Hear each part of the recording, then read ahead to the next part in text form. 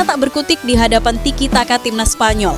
Mungkin kalimat itu paling pas untuk menggambarkan apa yang terjadi di final Piala Dunia. Selama ini, Argentina dikenal sebagai tim dengan mentalitas baja dan permainan keras yang sulit ditembus. Lewat sosok-sosok seperti Rodrigo de Paul, Leandro Paredes, Enzo Fernandez, hingga Alexis Mac Allister, mereka terbiasa mengintimidasi lawan bahkan sebelum peluit kick-off dibunyikan. Tapi malam itu, Spanyol datang dengan wajah berbeda. Mereka tidak terpancing permainan fisik Argentina. Mereka hanya fokus mengalirkan bola dari kaki ke kaki, cepat dan tanpa ampun. Hasilnya, mental Argentina runtuh. 1 kartu merah, 1 kekalahan, dan 1 malah yang akan diingat sebagai kemenangan filosofi sepak bola atas gaya bermain intimidatif.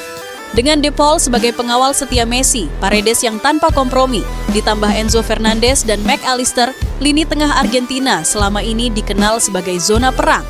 Tekel-tekel keras dan provokasi mental jadi senjata andalan yang membuat tim-tim besar Eropa gentar lebih dulu sebelum bertanding. Tapi, Luis de la Fuente punya jawaban sederhana untuk meredam gaya bermain seperti itu. Penguasaan bola mutlak. Lewat orkestrasi Rodri, Dani Olmo, dan Fabian Ruiz di lini tengah, Spanyol memperagakan tiki-taka modern yang begitu dinamis. Bola berpindah kaki ke kaki dengan 1-2 sentuhan yang sangat cepat, sampai-sampai Argentina kesulitan sekadar mendekati pemain yang memegang bola. Sepanjang laga, Spanyol menguasai bola hingga 68%. Dan ketika kekuatan fisik tidak lagi mempan menghentikan aliran bola itu, frustrasi mulai menjalar di kepala pemain-pemain Argentina. Puncak frustrasi itu datang lewat Enzo Fernandez yang kehilangan kesabaran dan melakukan pelanggaran fatal. Wasit tak ragu mengeluarkan kartu kuning kedua. Argentina harus melanjutkan sisa laga dengan 10 pemain dan pengusiran itu jadi simbol runtuhnya dominasi fisik mereka di hadapan permainan indah Spanyol. Statistik menegaskan ketimpangan itu. Spanyol melepaskan 20 tembakan sepanjang laga. Argentina, sang juara bertahan, hanya mencatatkan 2 peluang dan tak satu pun mengarah tepat ke gawang. Gawang tetap bertahan tanpa gol hingga waktu normal habis.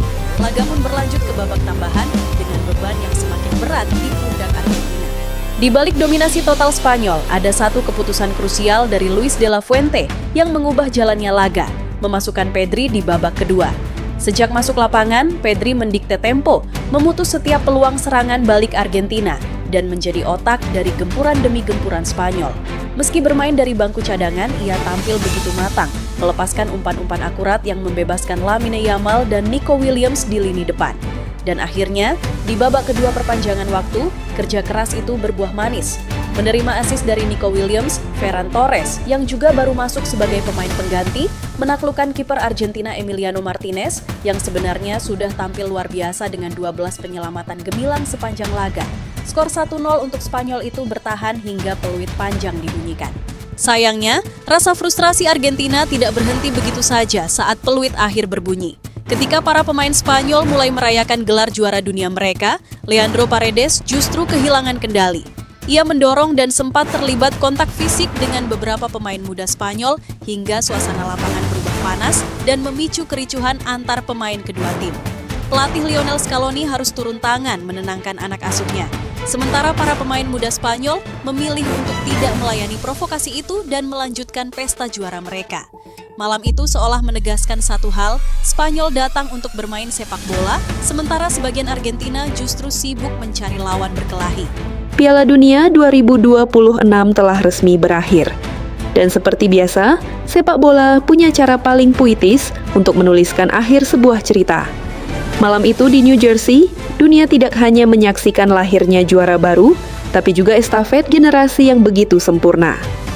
Pau Cubarsí, bek muda Spanyol yang tampil tenang sepanjang turnamen, bahkan mengaku sempat tak percaya bisa berbagi lapangan dengan Messi. Sosok yang selama ini jadi panutannya. Argentina boleh kalah secara mental dan taktik malam itu. Tapi bagi Messi, melihat trofi dunia direbut oleh generasi muda seperti Pedri, Cubarsí, Yamal, dan Torres, mungkin tetap jadi sebuah kehormatan tersendiri. Sang maestro boleh saja menangis, tapi ia kalah oleh filosofi sepak bola yang paling ia cintai sepanjang hidupnya. Kalau kalian setuju Messi tetap GOAT sepanjang masa, tulis GOAT di kolom komentar sekarang juga. Dan jangan lupa subscribe, karena masih banyak cerita dari final bersejarah ini yang akan kita bahas di video-video berikutnya.